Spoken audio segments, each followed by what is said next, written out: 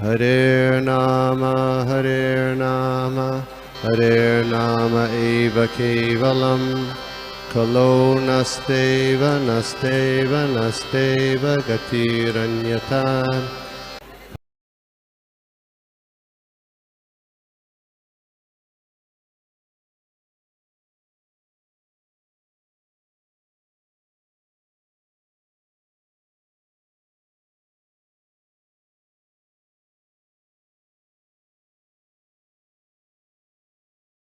Hare Krishna.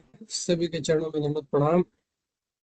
Thank you very much everybody. Thank you Prem Sakha Prabhu. Thank you सर्व यमुना माता जी। तो सभी का स्वागत है हमारे आज के इस प्रातःकालीन साधु संघ ऑनलाइन सत्र में। तो आज सॉरी कल जो है हम लोगों ने 28वां अध्याय का परसों हमने उसका समापन किया था। कल हम लोगों ने उसका सार रूप में देखा था। माधव कीर्ति प्रभु जी ने बहुत अच्छे से सारा जो है पूरा 28वां अध्याय का सार हमको बताया था। तो आज से हम लोग 29वां अध्याय जो है उसका शुरुआत करने वाले हैं हम लोग। तो हम लोग शुरुआत करते हैं प्रार्थना से। ओम नमो भगवते वासुदेवाय। ओम नमो भगवते वासुदेवाय। ओम नमो भगवते वासुदेवाय। नारायणं नमस्कृत्य नरं चैव नरोत्तमं देवीं सरस्वतीं व्यासं ततो जयमुदीरये। नष्टप्रायेषु भद्रेषु नित्यं भागवत सेवया भगवती उत्तम श्लोके भक्तिर्भवति नष्टिकी।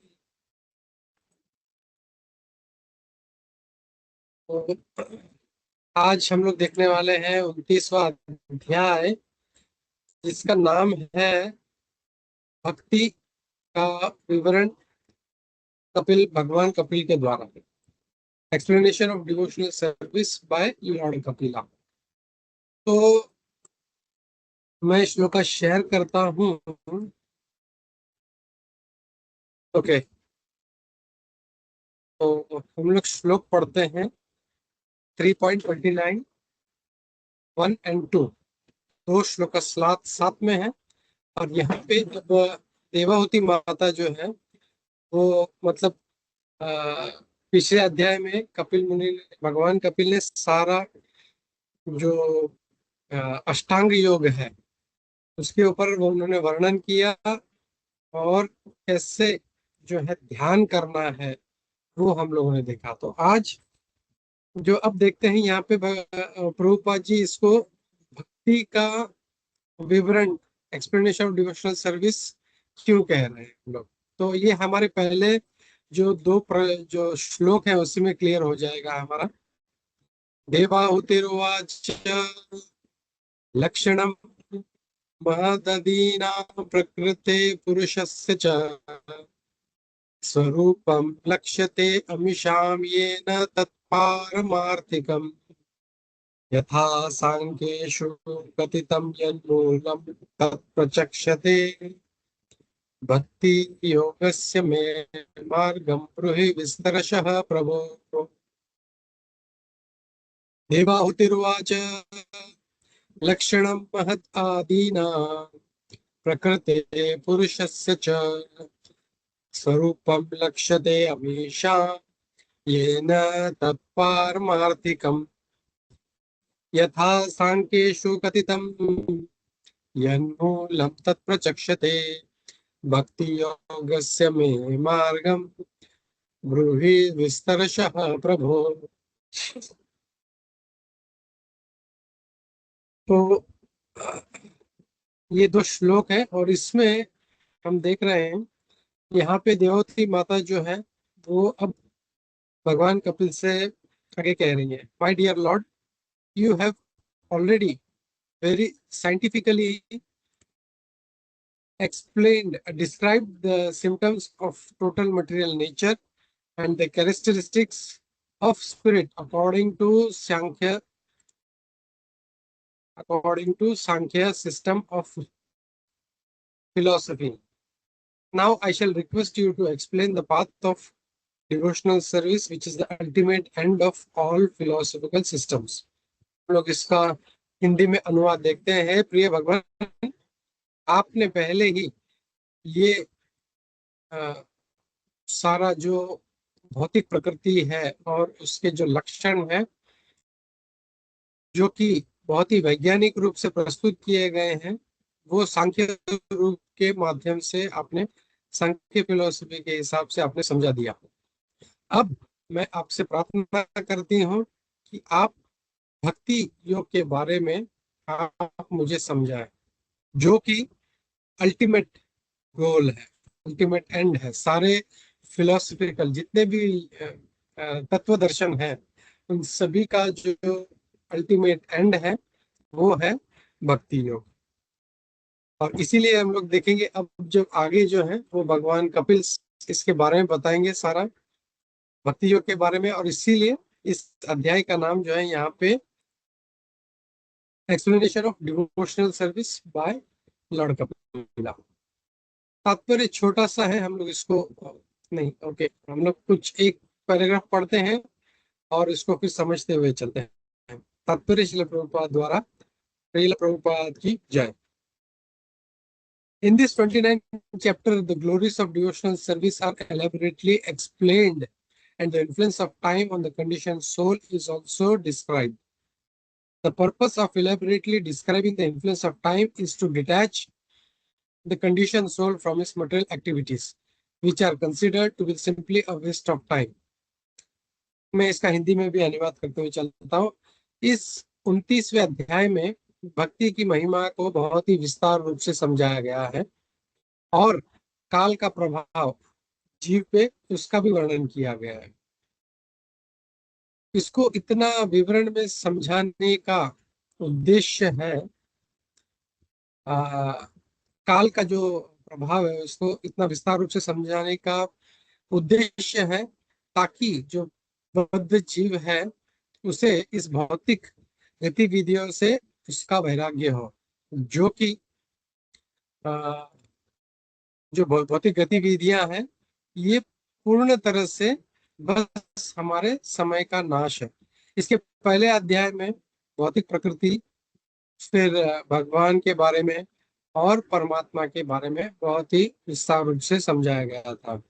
और इस अध्याय में भक्ति योग के जो तत्व हैं उसके बारे में समझाया जाएगा। The execution of activities in eternal relationship between living entities and personality of Godhead. तो भगवान और भक्त के जो संबंध हैं उसके बारे में विस्तार रूप से समझाया जाएगा। तो हम लोग प्रार्थना करते हैं, सभी का आशीर्वाद लेते हैं, गुरुजनों का, षड गोस्वामी प्रभुगण का, जितने हमारे इस्कॉन के गुरु वैष्णव वृंद हैं, हमारे पूर्वज आचार्य हैं, सभी का आशीर्वाद लेते हैं और सभी उपस्थित जो भक्त वृंद है सभी का आशीर्वाद लेते हैं। हम लोग आगे बढ़ते हैं। नमो विष्णुपादाय कृष्ण प्रेष्ठाय भूतले श्रीमते भक्ति वेदांत स्वामिनिति नामिने नमस्ते सारस्वते देवे गौरवाणी प्रचारिणे निर्विशेष शून्यवादी पाश्चात्य देश तारिणे। जय श्री कृष्ण चैतन्य प्रभु नित्यानंद श्री अद्वैत गदाधर श्रीवासादि गौर भक्त वृंदा। हरे कृष्ण कृष्ण कृष्ण हरे हरे, हरे राम राम राम हरे हरे। नाना शास्त्र विचारणे निपुण धर्म संस्थापक लोकानां हितकारिणं त्रिभुवने मन्यो शरण्याकरम्। श्री राधा कृष्ण पदारविंद भजनानंदेन मत्तालिकौ वंदे रूप सनातनो रघुजीव श्री जीव गोपालकौ। सर्वस्य चाहमृत सन्निविष्टो मत्तः स्मृति ज्ञानम् अपोहनं च वेदैश्च सर्वैरहमेव विद्यो वेदान्त वेद विदेव चाहम्। मुखं करोति वाचालं पंगुं लंघयते गिरिं यत्कृपातमं वन्दे श्री गुरुदीनतारिणं परमानंद माधवं श्री चैतन्य ईश्वरम्।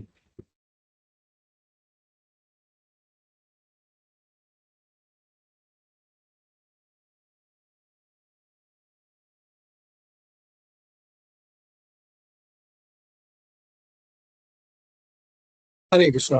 तो सभी भक्तों का फिर से स्वागत है हमारे इस नए अध्याय, जिसका नाम है भगवान कपिल के द्वारा भक्ति योग का विस्तार रूप से विवरण। तो यहाँ पे हम लोग देख रहे हैं कि यहाँ पे अब जो देववती माता है वो प्रश्न पूछ रही है।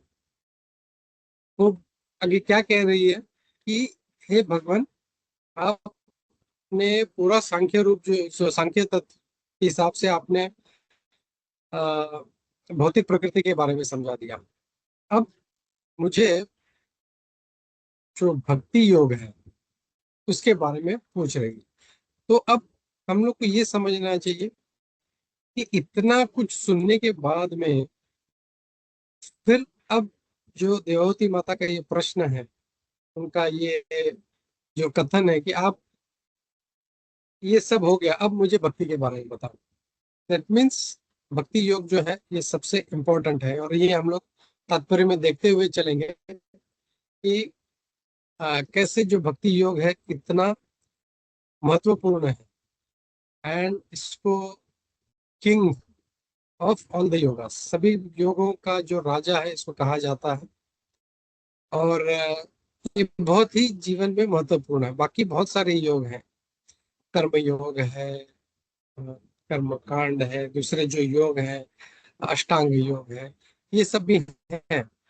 लेकिन इसका रूपांतर अगर भक्ति योग में नहीं होता तो वो सारा जो है उसका उतना उपयोग नहीं होगा जितना उसका होना चाहिए। तो चाहे जो भी योग हो उसका रूपांतर भक्ति योग में होना चाहिए। और हम लोग देखते हैं कि प्रभुपाद जी अगर देखें हम लोग स्टार्टिंग से, चाहे किसी भी योग के बारे में विवरण हो, प्रभुपाद जी उसका जो हर श्लोक में, हर अध्याय में इस बात को एस्टेब्लिश करते हैं कि भक्ति योग सबसे इम्पोर्टेंट है, और हम लोग को बिल्कुल भटकने नहीं देते। को कभी हो सकता है जैसे कोई स्टोरी बता रहा है, तो अगर कर्ण के बारे में बताना शुरू करे तो उसको लगे अरे वाह, कर्ण कितना बड़ा महायोद्धा है, या हो सकता है भटक जाए। तो वैसे ही प्रभुपाद जी हम लोग को पहले से ही मतलब एकदम फोकस्ड रखा है हमें, चाहे जो भी हो, और वो कैसे वो लिंक्ड है भक्ति योग से। और इसका बहुत अच्छा उदाहरण है। सबको लगता था अष्टांग योग यानी समाधि, ध्यान, ये वो, और भक्ति योग का कोई लेना देना नहीं, ऐसा नहीं है। हमने पिछले अध्याय में पूरा देखा कि जब भगवान कपिल अष्टांग योग के बारे में बता रहे हैं तो वो कह रहे हैं कि भगवान के ऊपर ध्यान करो, भगवान के रूप पे ध्यान करो, कितना उनका सुंदर रूप है उसके बारे में ध्यान करो। तो ये जो है ये यहाँ पे पूरा इस बात से साबित हो जाता है कि भक्ति योग इज टॉप मोस्ट, सबसे इम्पोर्टेंट है, और वही हमको जो है करना चाहिए। इसके अलावा हम लोग को बाकी सब जो चीजें हैं एज ए टूल, हम लोग भक्ति में आगे बढ़ने के लिए हम लोग उसका उपयोग कर सकते हैं। तो इट्स वेरी वेरी इंपॉर्टेंट भक्ति योगा। तो यहाँ पे जब देवती माता कहती है कि आप मुझे समझाओ, तो ऐसे नहीं थोड़ा बहुत नहीं, विस्तरशः, मतलब आप पूरा मतलब उसको डिटेल में समझाओ उसको, मतलब ऐसे ऊपर ऊपर नहीं। तो that means also one thing कि ये जो अध्याय है ये बहुत ही हमारे लिए इसको इम्पोर्टेंट है, क्योंकि देवती माता का प्रश्न है, आप डिटेल में समझाओ। तो ऑब्वियसली फिर कपिल, भगवान कपिल जो है इसको डिटेल में समझाने वाले हैं। तो आगे के श्लोकों में हम लोग इसको देखेंगे कैसे भगवान कपिल जो है इसको डिटेल में समझाते हैं उसको। इसका हम लोग इस अध्याय का हम लोग देखें, इसका जो सेक्शंस, सब सेक्शंस हैं यहाँ पे, ये जो अध्याय है ये पूरा पहले जो 6 श्लोक हैं वो देवती माता के प्रश्न है कि आप मुझे भक्ति के बारे में समझाओ, और मुझे काल के बारे में समझाओ, जन्म मृत्यु का जो चक्कर है इसके बारे में समझाओ। और वो फिर आगे जो है हम लोग देखेंगे जो दूसरा, लगभग 5 सेक्शन है इसमें, जो दूसरा सेक्शन है उसमें अब आ, भगवान कपिल जो है उनके जो प्रश्न है उनके उत्तर देना शुरू करते हैं, और वो भक्ति के तीन जो जो तीन गुणों में जो भक्ति करते हैं, जैसे हम लोग जानते हैं तीन गुण कौन से हैं, तमोगुण, रजोगुण और सत्वगुण। तो भक्ति सभी करते हैं, ऐसा नहीं है कि भक्ति तमोगुण वाला नहीं कर पाता, वो भी करता है, लेकिन वो अपने गुण के हिसाब से आलस में रह के अपने हिसाब से करता है। तो तीन गुणों में कैसे भक्ति होती है उसके बारे में भगवान जो बताने वाले हैं। फिर शुद्ध भक्ति के क्या लक्षण है इन तीन गुणों के बारे में, उसके बारे में समझाएंगे। भक्ति के अंग क्या है जिससे मन शुद्ध होता है वो समझाएंगे। तो ये सब इसमें आने वाला है। और आगे इसका जो बीच के जो कुछ पार्ट है उसमें आ, भक्ति में क्या बाधा है, ये हम लोगों को बिल्कुल मिस नहीं करना है। ये जो श्लोक है 21 से लेकर 27 तक, कि कैसे हमारे अपराध जो है हम लोगों को आ, भक्ति में बाधा बनते हैं और उसका सोल्यूशन भी बताते हैं। इसका मतलब ये नहीं है कि हम लोगों को अपराध करना है, वो अच्छा ठीक है चलो इसका सोल्यूशन दिया है तो फिर मतलब मैं बीमार पड़ूंगा फिर गोली खाऊंगा, वैसे नहीं। बीमार पड़ना ही नहीं है, हमको अपराध करना ही नहीं है। लेकिन इन केस हमसे अगर गलती से अगर अपराध हो चुका है, जैसे हम लोग भगवान भी बोलते हैं ना कि अगर कोई पाप हुआ है तो उसका उसके लिए उसको जो है उसका प्रायश्चित करना चाहिए। तो वैसे अपराध है तो उसके लिए क्या प्रायश्चित है, क्या करना चाहिए, वो आगे बताते हैं। फिर जीव के जो अलग अलग स्तर है उसके बारे में बताते हैं। और फिर आखिर में जो कुछ श्लोकों में वो काल के बारे में समझाते हैं, जो कि देववती माता का प्रश्न है। तो ये हम लोग इसको पूरे अध्याय को सार रूप में देखा क्या है और ये कितना महत्वपूर्ण है ये अध्याय। तो यहाँ पे ये सब इतना डिटेल में क्यों बताते हैं, क्योंकि देववती माता पूछ रही है कि आप मुझे डिटेल में समझाओ। और इसके लिए फिर भगवान कपिल जो है इतना कुछ उसको विवरण में समझाते हैं। तो तात्पर्य हम लोग देखते हैं। तात्पर्य में यहाँ पे अब श्रील प्रभुपाद जी जब शुरुआत करते हैं तो लिखते हैं कि इस 29वें अध्याय में भक्ति को बहुत ही विस्तार रूप से समझाया गया है, काल के बारे में समझाया गया। तो वही मैं जब देख रहा था इसमें काल के बारे में क्यों कहा कह रहे हैं प्रभुपाद जी, तो फिर आगे के श्लोकों में हम देखेंगे काल का वर्णन आया है और कैसे काल के बारे में उसको डिटेल से समझाते हैं। और प्रभुपाद जी कहते हैं भी कि ये इम्पोर्टेंट क्यों है ये काल के बारे में समझाना इसको, क्योंकि कोई व्यक्ति जो बहुत ही आसक्त है, तो जैसे कोई बच्चा बहुत ज्यादा मस्ती करता है तो उसको पहले प्यार से समझाते हैं भाई तो ये मत कर ये मत कर ये मत कर। लेकिन जब वो बिल्कुल ऐसा लगता है कि इज वेरी मच मतलब ये सुनने ही वाला नहीं है, तब उसको बोलते हैं देख तू पढ़ाई नहीं करेगा, तो उसको फिर बाहर दिखाते हैं कि देख ये कैसा है, मतलब जो गरीब वर्ग है या कोई मतलब बहुत ही बुरी अवस्था में है, बोला ऐसा तेरा हाल हो जाएगा, तब वो डर जाता है।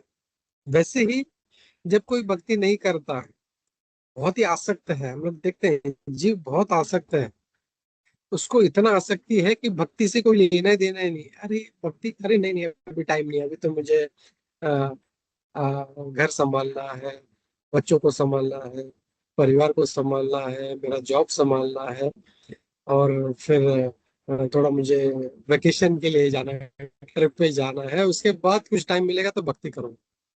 तो ये सब आसक्ति होने के कारण भक्ति में उसका मन नहीं लगता। जबकि ये सारी जो चीजें हैं ये बहुत ही नगण्य है। इस प्रभुपद जी बोलते हैं इसको सिंपली वेस्ट ऑफ टाइम, यानी माँ बाप को देखना, परिवार को देखना, हस्बैंड को देखना, वाइफ को देखना, बच्चों को देखना, ये वेस्ट ऑफ टाइम पूरा जो है, मतलब पूरा वेस्ट ऑफ टाइम है। एंड ऑन व्हाट बेसिस, क्योंकि ये जो चीजें हैं ये हम लोग छोड़ के जाने वाले एक चीज, चाहे माँ बाप हो, चाहे पति हो, चाहे पत्नी हो, चाहे बच्चे हो, चाहे धन हो, चाहे जॉब हो, या जो भी हो, वो हमारे साथ रहने वाला नहीं है। सो इट हैज, या तो वो छोड़ के चले जाएंगे। कई बार देखते हैं हस्बैंड वाइफ में इतना प्रेम होता है, अब पता नहीं कितने सालों के बाद पता चला कि भाई दोनों का डिवोर्स हो गया, मतलब एक दूसरे का शक्ल नहीं देखना है, मतलब इतना उनको हेट्रेड होगा एक दूसरे से। तो ये सभी चीजों से होता है, धन से होता है, परिवार से होता है। तो इतना कुछ जो मेहनत किया है उसके लिए, व्हाट इज द यूज, मतलब सारा वेस्ट चला गया। वो कोई पत्नी है, वो मतलब 30-40 साल उसको संभालती है, बाद में पता चला उसको तो एक्सटर्नल अफेयर है, वो इसको तो ध्यान ही नहीं दे रहा। So she will really feel, हाँ मैंने जो है मेरा टाइम वेस्ट किया। तो ये सब चीजें जो है ये हमारा अ, भौतिक गतिविधि है। तो यहाँ पे अब हम लोगों को बहुत अच्छी तरह से समझना है, भौतिक गतिविधि है इसका मतलब ये नहीं, कुछ लोग भक्ति के नाम पे अपना रिस्पॉन्सिबिलिटी छोड़ देते हैं। अरे मैं तो भक्ति कर रहा हूँ, 16 माला कर रहा हूँ, मुझे कुछ देखने का जरूरत नहीं है। मतलब सम पीपल टेक, मतलब भक्ति फिलोसफी के नाम पे जो है काम चोरी करते हैं, हमको ये नहीं करना है। बट ऐसा भी नहीं करना, we don't have to be extremist एकदम ही, मतलब इधर चलेगा कि परिवार देखना ही नहीं है। वो कौन कर सकता है, जो गोरा कुमार और तुकाराम महाराज जैसे, जो रियली जो एकदम एलिवेटेड सोल्स है, वो उनके लिए नेचुरल है। वो ऐसा नहीं कि मुझे देखना नहीं है, उनका मन भगवान में इतना लगा है कि ऑटोमेटिक ये चीजें दूर हो रही। सो हम लोगों को वो मुझे भक्ति में मन लगाना है इसके लिए मैं घर परिवार नहीं देखूंगा, वैसे नहीं। So we have to be balanced. Life में हमेशा एक बैलेंस होना चाहिए, एक्सट्रीम नहीं होना चाहिए, नहीं एकदम पूरा माय में पड़ना है, ना ही एकदम पूरा ऐसा कि पूरा सब गाली दे, बोले इस्कॉन वाले तो मतलब मुझे इनसे दूर रहना है। ऐसा भी मत बिहेव करो कि people start staying away from you. You should attract people by your behaviour, your qualities. लोगों को लगना चाहिए, अरे वाह इतना अच्छा भक्त है, देखो कितना अच्छा सब कुछ कर रहा है, भक्ति भी कर रहा है, घर परिवार भी संभाल रहा है, धन भी कमा रहा है, और इतना अच्छा मतलब सब कुछ है उसके पास। तो people should get attracted, you should behave in such A way that you attract people. तो हम लोगों को बैलेंस रहना चाहिए। तो एक चीज था कि इन बेसिस पे कहा गया है कि ये जो है simply waste of time, because it is material activities. अब यही मटेरियल एक्टिविटीज अगर हम लोग देखें, खाना मटेरियल एक्टिविटी है, सोना मटेरियल एक्टिविटी है, घर बार संभालना मटेरियल एक्टिविटी। लेकिन same thing when a devotee does, जब एक भक्त करता है तो वो भक्ति बन जाता है। जैसे हम देखें अर्जुन का उदाहरण, अर्जुन उसने जो कार्य किया, मतलब अपने गुरु का वध किया, इतने लोगों को, लाखों लाखों लोगों को मारा उसने। लेकिन वो उसका जो है कोई ये नहीं बोलेगा अरे ये तो इसने मतलब इतना खून किया, इतना हत्या किया है, नहीं। बोलते हैं अर्जुन सबसे भगवान का बड़ा भक्त है। तो वही सेम मटेरियल एक्टिविटीज, तो कैसे हम लोग जब डवटेल करते हैं उसको, वही हम लोग खाना खा रहे हैं लेकिन भगवान को अर्पण करके खाते हैं। वही सो रहे हैं तो भगवान का नाम लेते लेते, ध्यान करते करते, भगवान का जब ऐसा ध्यान करते हुए सोते हैं तो नींद भी जो है हमारे स्वप्न में भी भगवान के बारे में, वी हैव स्पिरिचुअल ड्रीम्स, तो वो सोना भी जो है एक स्पिरिचुअल एक्टिविटी होता है। वैसे ही घर परिवार, बीवी, बच्चे, ये सब हम लोगों को ये सोच के करना है कि कैसे हम इनको भक्ति में लाएं। वो चिकन मटन खा रहे हैं और उनकी सेवा कर रहे हैं, तो that is not going to help. We have to somehow we have to bring them into Krishna consciousness, भगवान की सेवा में लेके आना है। कैसे हम इनका, तब वो भक्ति कहलाएगा, नहीं तो वो गतिविधि करते रहेंगे, भौतिक गतिविधि। न भक्ति का, भक्ति तो किया नहीं तो भक्ति का फायदा नहीं होगा, ना ही ये जो सेवा किया है उसका कुछ फायदा हो, because they are not coming into Krishna consciousness and they are doing wrong activities, and plus on the top of that we are supporting them. अच्छा ये करना है, आप ये करो, ठीक है। So we have to doubt, we have to be smart. हम लोग कैसे ये देखना है कि हमारा ये जो मटेरियल एक्टिविटी भी है, कैसे मटेरियल एक्टिविटी भी हमारा भक्ति बन जाए। So we have to make sure कि मेरा इवन जो भौतिक, मैं ऑफिस जा रहा हूँ, पैसे कमा रहा हूँ, we give some to our guru Maharaj, हम वैष्णवों को देते हैं, वैष्णवों की सेवा करते हैं, कुछ मंदिर का कुछ प्रोजेक्ट आता है, उसमें हम लोग कुछ देते हैं अपने क्षमता के हिसाब से, तो even that thing becomes spiritualise. तो ये हम लोगों को अब देखना है कि कैसे मैं इसको स्पिरिचुअलाइज करूं। मैं भले ही मेरा भौतिक गतिविधि है, लेकिन how to spiritualize that, that we have to see. ना कि स्पिरिचुअल एक्टिविटीज को मटेरियल एक्टिविटी बनाना है, मटेरियल एक्टिविटीज को हम लोगों को स्पिरिचुअल एक्टिविटीज में कन्वर्ट करना है। सो हाँ, ये यहाँ पे हम लोग इसमें देखते हैं। यहाँ पे प्रभुपाद जी कहते हैं कि ये मटेरियल एक्टिविटीज है which are considered to be simply waste of time. नहीं तो क्या होगा, हम लोग सिर्फ अपना समय व्यर्थ करेंगे और हमें न भक्ति का फायदा होगा न इन भौतिक गतिविधियों का फायदा होगा। फिर प्रभुपाद जी कहते हैं in previous chapter material nature, हमने देखा कि पिछले अध्याय में कैसे पूरा प्रकृति के बारे में, भगवान के बारे में, पूरा सांख्य योग के माध्यम से इसको समझाया, अष्टांग योग को पूरा समझाया। अब प्रभुपाद जी कहते हैं एंड इन दिस चैप्टर भक्ति योगा और डिवोशनल सर्विस इज एक्सप्लेन। तो जो भक्ति योग के जो तत्व हैं, कैसे भक्ति करना है, ये बहुत अच्छी तरह से समझाया है। और ये अध्याय जो है हम लोग अच्छी तरह से, हम लोग को न सिर्फ बाय हार्ट करना है, हम लोग को समझना है कि क्या करूंगा तो ये भक्ति योग जो है मेरा होगा। मैं अभी भक्ति कर रहा हूँ तो मैं तमोगुण में कर रहा हूँ, ये हमको समझना है कि मैं भक्ति तमोगुण में कर रहा हूँ, मैं भक्ति रजोगुण में कर रहा हूँ, या मैं सतोगुण में कर रहा हूँ। तो वी हैव टू ट्रांसेंड ये, वी हैव टू अंडरस्टैंड। जैसे मैं हमेशा बोलता हूँ, until and unless we identify the issue, हम लोग प्रॉब्लम को जब तक समझेंगे नहीं, हम लोग उसको, उसके ऊपर काम नहीं करेंगे। तो हमको यही लगेगा कि हम तो दुनिया के सबसे बड़े भक्त हैं, लेकिन हमारा जो सारा जो एक्टिविटीज है it is in tamoguna. So identifying and acting on that, तो एक्शन उस पर लेना है हम लोगों को, ये बताया है। फिर प्रभुपाद जी आगे अगले पर के अगले जो पैराग्राफ में कहते हैं भक्ति yoga devotional service is the basic principle of all systems of philosophy. तो जितना भी फिलोसफी है उसका जो बेसिस है वो भक्ति योगा है। हम लोग देखते हैं कि अगर कर्म योग भी है तो उसको कर्म योग क्यों कहा गया है? Can anybody tell me why it is called as karma yoga?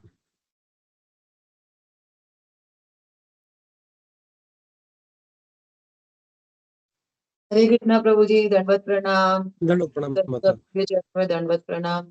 प्रभु जी, जो मेरा अभी तक समझ में आया कि योग मतलब जुड़ना। तो अगर हम ऐसा कर रहे हैं जो जिससे हम भगवान से जुड़े हुए हैं, तो कर्म के उससे थ्रू, तो उसको कर्म योग कहेंगे। यस माता, करेक्ट। तो भक्ति मतलब सिर्फ भगवान से नहीं, मतलब हो सकता है कोई भगवान को याद करते हुए कर रहा है, कोई कार्य कर रहा है, कोई दान कर रहा है, कोई पुण्य कर रहा है, घर बार संभाल रहा है। तो ये योग कब जब बनेगा, वो उसका कर्म जब उसमें भक्ति होगा। अगर उसमें भक्ति नहीं है तो वो सिर्फ कर्म हो जाएगा, it will just become plain karma. Karma yoga कब बनेगा? जब उसमें बेसिक भक्ति का एस्पेक्ट उसमें होगा। वैसे ही अष्टांग योग है या जो भी योग है, उसमें भक्ति अगर नहीं है किसी न किसी रूप में, तो फिर वो जो है योग नहीं कहलाएगा। तो भक्ति योग है, हर चाहे जो भी योग करे उसमें भक्ति, attachment towards Lord, some devotional service is included. तो ये यहाँ पे हम लोग इससे समझते हैं। और फिर बाद में कहते हैं all philosophy which does not aim for devotional service to the Lord is considered merely mental speculation। लेकिन अगर उसमें भक्ति इन्वॉल्व नहीं है तो जस्ट वो मेंटल स्पेकुलेशन बन के रह जाएगा। प्रभुपाद जी, ये बहुत एक इम्पोर्टेंट स्टेटमेंट है। प्रभुपाद जी कई बार बोलते हैं, इसको हम लोग थोड़ा सा ध्यान से सुनते हैं, पढ़ते हैं और समझने का प्रयास करते हैं। But of course bhakti yoga with no philosophical basis is more or less sentiment. अगर उसमें फिलोसॉफिकल बेसिस नहीं है तो वो सेंटिमेंट होकर रह जाएगा। There are two classes of man, some consider themselves intellectually advanced, मतलब बहुत बुद्धिजीवी हैं, एकदम एकदम इंटेलेक्चुअल है। And simply speculate and meditate, बस उसमें लगे हैं, लेकिन उनमें कोई सेंटिमेंट नहीं है। तो हम लोग देखते हैं दो प्रकार के लोग होते हैं, एक लॉजिशियंस होते हैं और एक इमोशनल होते हैं। Always there are two kind of people, and इसमें बैलेंस होना बहुत जरूरी है। ऐसा नहीं है कि खाली इमोशनल है, एकदम इमोशन में काम कर रहा है, लेकिन लॉजिक नहीं है उसके पास, वो कोई उसमें कोई तथ्य नहीं है, उसमें कोई रीजन नहीं है। जस्ट इमोशन आ गया, मुझे ये करना है, कर दिया, नहीं, वैसे भी नहीं चलेगा। और एकदम एक्सट्रीम ये वाला भी नहीं है कि एकदम लॉजिकल है, बस ये ऐसे करूंगा तो ये होगा, ये ऐसे करूंगा तो ये होगा, अगरबत्ती 4 2 3 7 duck duck duck duck duck, लेकिन इमोशन कुछ भी नहीं, सेंटिमेंट्स नहीं, भगवान के प्रति प्रेम नहीं है। जैसे अभी वैलेंटाइंस डे आ रहा है, तो सब लोग गुलाब दे रहे हैं, तो मैं भी अपनी गर्लफ्रेंड को एक गुलाब दे देता हूँ, लेकिन इमोशन कुछ भी है ना उसको, ना कुछ कहा तुम कैसी हो, सुंदर हो, आई लव यू, कुछ भी नहीं, खाली प्लेन उसको लड़की को गुलाब दे दिया, या लड़के ने लड़के को दे दिया। Will they be happy? No, because sentiments नहीं है। सो सेंटिमेंट्स एंड जो लॉजिक, दोनों का प्रॉपर कॉम्बिनेशन, जैसे मैं बोल रहा था अभी, बैलेंस बहुत ही इंपॉर्टेंट है। नाइदर टू लॉजिकल और नादर बी टू सेंटिमेंटल, दोनों बहुत ही इंपॉर्टेंट है। मतलब इंटेलेक्चुअल भी होना चाहिए एंड इमोशंस भी हो। भक्ति में हम लोग देखते हैं कि इमोशंस कितने इंपॉर्टेंट। गोपियां हम लोग देखें, जब भगवान का सर दर्द हो रहा था, नारद मुनि गए, क्या उनका मतलब कितना प्रेम है, लॉजिक नहीं लगाया उन्होंने, अरे हम लोग नरक चले जाएंगे, जाके द्वारका की जो रानियां थी लॉजिक लगा रही थी, अरे इनको अगर दे दिया तो हम तो नरक चले जाएंगे, तो फिर हम कैसे देंगे, नहीं नहीं। लेकिन सेम टाइम गोपियां जो थी, उनको पता है, ऐसा नहीं था उनको पता नहीं था कि हम नरक चले जाएंगे, दे हैड लॉजिक, लेकिन that sentiments towards the Lord was more powerful, कि हम नरक में जाएंगे चलेगा, लेकिन वो झाड़ झाड़ के दे दिया, ये लो ये लो ये लो ये लो, नारद मुनि जी जाओ, तो उनका सर ठीक करो पहले, दैट इज फुल लव। तो ये इमोशंस जो है, ये हम लोगों को होना चाहिए, and it should be balanced. तो प्रभुपाद जी इसके बारे में कह रहे थे, two classes of men, some consider themselves intellectually advanced and some speculate and meditate, and others are sentimental and no philosophical basis। खाली जैसे मेजोरिटी से हम इंडिया में ऐसा कोई भी नहीं है कि जो भक्ति नहीं करा। हर किसी को पूछो तो भक्ति कर रहा, चाहे किसी धर्म का हो, चाहे वो क्रिश्चियन हो, मुस्लिम हो, ज्यूज हो, सिख हो, जैन हो, दे आर ऑल डूइंग भक्ति, लेकिन फिलोसफी उसमें नहीं है, दे डोंट अंडरस्टैंड। नहीं तो फिर ये जिहादी वगैरह क्यों होंगे, क्योंकि फिलोसफी नहीं समझ रहे कि क्या मतलब, क्यों कहा जा रहा है। या जैसे दूसरे लोग हैं, मतलब मुझे कुछ करना है, चादर चढ़ाना है तो क्यों चढ़ाना, या एनी एनी, हम लोग अगर अगरबत्ती भी हम लोग सब अपना ही, अगर अपने ही लोगों को ले ले अपने हिंदू धर्म के, तो अगरबत्ती भी घुमा भी रहे हैं, तो क्यों घुमाना चाहिए, क्या कर रहे हैं, बस मैं मेरा बस टंग टंग टंग टंग टंग घटी हाथ में एक ले लिया, अगरबत्ती घुमा दिया, टकाटक लगा दिया, चलो भागो, अब मैं पूरा दिन के लिए फ्री हो गया, अब मुझे भगवान से कोई लेना देना नहीं। So that is not a correct way. तो इमोशंस जो है प्रॉपर होना चाहिए, इंटेलेक्चुअल प्रॉपर होना चाहिए, लॉजिक होना चाहिए, रीजनिंग होना चाहिए। Neither of this can achieve the highest goal of life if they, मतलब दोनों, चाहे वो लॉजिकल हो, इंटेलेक्चुअल हो या सेंटिमेंटल हो, वो अचीव नहीं कर पाएंगे। और इफ दे डू, अगर कभी हुआ तो उनको कई साल लग जाएंगे, कई जन्म लग जाएंगे। हम लोग एटलीस्ट कुछ ना कुछ हम लोग थोड़ा बहुत करते आ रहे होंगे, जिसके कारण हम लोग इस मार्ग पे हैं। तो वो इट्स अ कल्मिनेशन ऑफ पता नहीं कितने हजारों लाखों जन्मों का है, जब आज हम लोग प्रभुपाद जी के शरण में आए हैं और थोड़ा कुछ समझ पा रहे हैं। तो जब, जैसे प्रभुपाद जी उदाहरण देते हैं स्टेयरकेस का और लिफ्ट का, जब लिफ्ट है हमारे पास, तो क्यों हम लोग स्टेयरकेस से हम लोग 40 माला चढ़े, तो बैठो लिफ्ट में।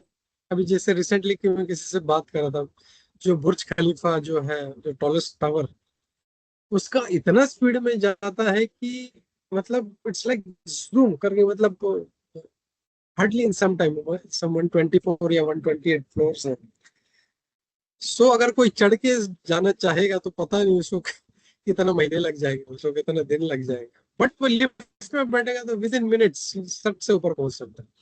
तो वी हैव दैट फैसिलिटी। और इसको समझना है, महत्व समझना है लिफ्ट का, कि कितना इम्पोर्टेंट है हमारे लिए। और फिर ये जब महत्व समझेगा तो हम लोग भक्ति योग में लग जाएंगे। हम लोग भक्ति योग बहुत ही महत्वपूर्ण है, और कैसे करना है ये हम लोग आगे के श्लोकों में देखेंगे। फिर यहाँ पे प्रभुपाद जी बोलते हैं वैदिक literature therefore suggest there are three elements. तो यहाँ पे प्रभुपाद जी कहते हैं कि शास्त्र में कहा गया कि तीन तीन ही एलिमेंट है, भगवान, जीवात्मा और उनका आपस में संबंध। तो ये तीनों बहुत इंपॉर्टेंट है, और इस पे हम लोग अगर फोकस करें, भगवान कौन है, मैं कौन हूँ, और मेरे भगवान से रिलेशन क्या है। जैसे हम लोग जानते हैं, हम लोग सब बोलते हैं जीवे स्वरूप होए कृष्ण रे नित्य दास, लेकिन उसका मतलब वी डोंट अंडरस्टैंड और वी डोंट एक्ट। हम लोग समझते हैं मैं दास हूँ, लेकिन हम उस हिसाब से काम नहीं करते। सो ये तीन जब हम लोग बहुत अच्छी तरह से समझ जाएंगे, it will be perfect gateway to Goloka. हम लोग बहुत अच्छी तरह से जब समझ जाएंगे तो हम लोग भक्ति में बहुत आगे जल्दी आगे बढ़ेंगे, और हम लोग जो है भगवान के पास गोलोक धाम में बहुत जल्दी पहुंच जाएंगे। ये कहते हैं। और फिर जो लास्ट का पैराग्राफ है, इसमें प्रभुपाद जी कहते हैं Sankhya philosophy is the analytical study of all existence. One has to understand everything by examining the nature and characteristics. तो सांख्य फिलोसफी जो है अच्छी तरह से समझना है, और ये सब जो प्रकृति के जो लक्षण है ये समझना है। और इसीलिए फिर हम लोग देखेंगे आगे काल के बारे में समझा है, काल के प्रभाव के बारे में समझाया है।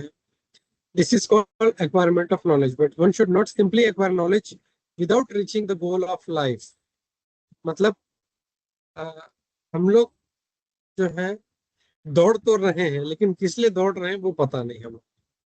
तो नॉलेज लेना है, लेकिन नॉलेज लेके उसके हिसाब से हम लोग को कार्य भी करना है। जीवेर स्वरूप है कृष्ण नित्य दास, में नित्य दास हूँ।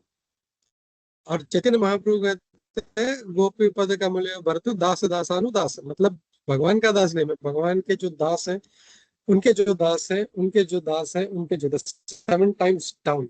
लेकिन यहाँ पे जब कोई हमको कुछ बोलता है प्रभु ऐसा करो, तो अरे नहीं नहीं नहीं ऐसा नहीं, मैं अपने हिसाब से करूंगा, या मैं बस तुम्हारा बात नहीं सुनूंगा, मैं बाकी सबका सुनूंगा। सो जीवे स्वरूप है नित्य कृष्ण दास, मैं दास हूँ, और मुझे इसका रियलाइजेशन होना है, मैं समझना है कि मैं सही में दास हूँ, और उसके हिसाब से कार्य करना है। भगवान, जीवात्मा और भगवान से हमारा संबंध, ये बहुत इंपॉर्टेंट है। फिर कहते हैं इफ वी गिव अप भक्ति yoga and simply busy ourselves in analytical study of the nature of things as they are, then the result will be practically nil. जैसे वही मैं कह रहा था कि अगर हम लोग भक्ति छोड़ के बाकी सब करेंगे तो उसका कोई उपयोग नहीं। It is stated in Bhagavatam that such engagement is simply something like husking a paddy. अगर भक्ति छोड़ के बाकी सब करते रहेंगे, माँ बाप का सेवा कर रहे हैं, बीवी का सेवा कर रहे हैं, बच्चों का सेवा कर रहे हैं, समाज का, हम लोग देखते हैं सम पीपल आर सेल्फिश, बस वो खुद की देखते हैं। उससे थोड़ा सा बाहर जाते हैं तो फिर वो अपने हस्बैंड, अपने वाइफ, अपने बच्चे, अपना घर परिवार, उससे थोड़ा सा बाहर जाते हैं, फिर उनको याद आता है वो हमारा समाज भी है, मुझे समाज के लिए कुछ करना है, मैं इस समाज से हूँ तो इन समाज के लिए कुछ करना है। उससे थोड़ा सा बाहर जाते हैं तो ह्यूमैनिटी, तो मनुष्य समाज है तो उसके लिए कुछ करना है। उससे बाहर जाते हैं तो देन उधर पशु पक्षी भी है, दूसरी जीवात्माएं भी, उसके लिए भी करना। लेकिन अगर वो भक्ति एस्पेक्ट अगर मिस हो गया तो ये सारा जो है इट इज लाइक बीटिंग अ जिसमें गेहूं नहीं है, जैसे क्षम एव ही केवलम, वो बहुत अच्छा श्लोक है, हस्किंग द पैडी, जिसमें गेहूं नहीं। मैं अगर मुझे मिला तो I will share with you. जो हम लोग देखते हैं, आई थिंक अभी तो किसी को पता नहीं होगा, बहुत से जो यंगस्टर्स है कि गेहूं कहाँ से आता है, उसको बोलेंगे तो बोलेंगे कि वो बैग में आता है, गोनी में आता है, स्टोर में जाके लेके आओ। लेकिन वो खेत में उगता है, उसको फिर काटते हैं और फिर सूखने के बाद उसको जब पीटते हैं तो उसमें से फिर धान निकलता है। तो ऑलरेडी जिसमें से धान निकला हुआ है उसको लेके वो पूरा 10 जन्म भी पीटता रहे, उसमें से कुछ नहीं निकलेगा। सिमिलरली हमारी एक्टिविटीज जो हम लोग कर रहे हैं, वेदर इट इज फ्रूटफुल और नॉट, उसमें पैडी है कि नहीं ये हम लोग को देखना है, भक्ति है कि नहीं ये देखना है। जो भी कार्य कर रहे हैं अगर उसमें पैडी नहीं है, भक्ति नहीं है, तो then it is just going to be a simply waste of time, श्रम एव ही केवलम।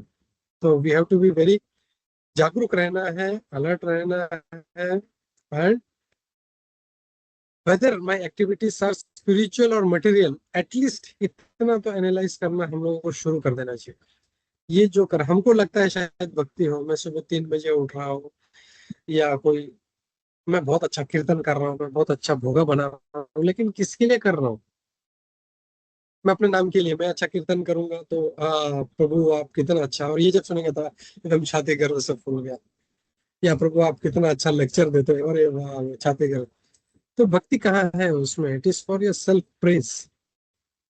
वैसे नहीं है। जो भी एक्टिविटी है, जैसे अर्जुन ने किया, जो भी कार्य किया भगवान के लिए किया, so that becomes a very important aspect of life. और हमको एनालाइज शुरू कर देना चाहिए, चाहे मैं भक्ति कर रहा हूँ या मटेरियल एक्टिविटीज कर रहा हूँ। हो सकता है भक्ति कर रहा है लेकिन it will become a material activity, or it may be material activity कर रहा है, it may become bhakti. So we have to start analysing, मैं क्या कर रहा हूँ, मैं क्या कर रहा हूँ, एंड देन फिर हम लोग जब जागरूक होंगे, हम लोग अलर्ट होंगे, अवेयर होंगे, तब फिर हम वो भक्ति की तरफ आगे बढ़ पाएंगे ना। नहीं तो फिर हम लोग बस सभी लोग जैसे कार्य कर रहे हैं, भेड़ बकरे की तरह बच्चे संभालना, ये करना है वो करना है, सब हमको भी लगेगा हम भी अपना कार्य कर रहे हैं, हो गया भक्ति। नहीं, we have to be alert and we have to analyze whatever I am doing, whether it is उसमें पैडी है या नहीं। So that's the message I'll say we have to learn। तो ये हम लोग को मैसेज लेना चाहिए, और इसी मैसेज के साथ मैं यहाँ पे रुकता हूँ। सूरत माधव प्रभु जी ने वो श्लोक डाला है, thank you for that. I just श्रेय श्रुतिं भक्तिं उदस्यते विभो क्लिश्यन्ति ये केवल बोधलब्धये तेषामाशु क्लेशल एव शिष्यते नान्यत् यथा स्थूल तुष्यवाघातिनां। मैं इसका ट्रांसलेशन भी पढ़ता हूँ, प्रभु ने भेजा है। My dear Lord, devotional service unto you is the best path of self realization। देखो यहाँ पे भी भक्ति वो है सबसे इम्पोर्टेंट कहा गया। If someone gives up that path and engages in the cultivation of speculative knowledge, he will simply undergo troublesome process and will not achieve his desired result. As a person who beats an empty husk of wheat cannot get grain, one who simply speculates cannot achieve self-realization. His only gain is trouble। तो इतना सब करके वो पीटता रहेगा, क्या होगा? सिर्फ उसका बदन दुखेगा, पैडी कुछ मिलेगा।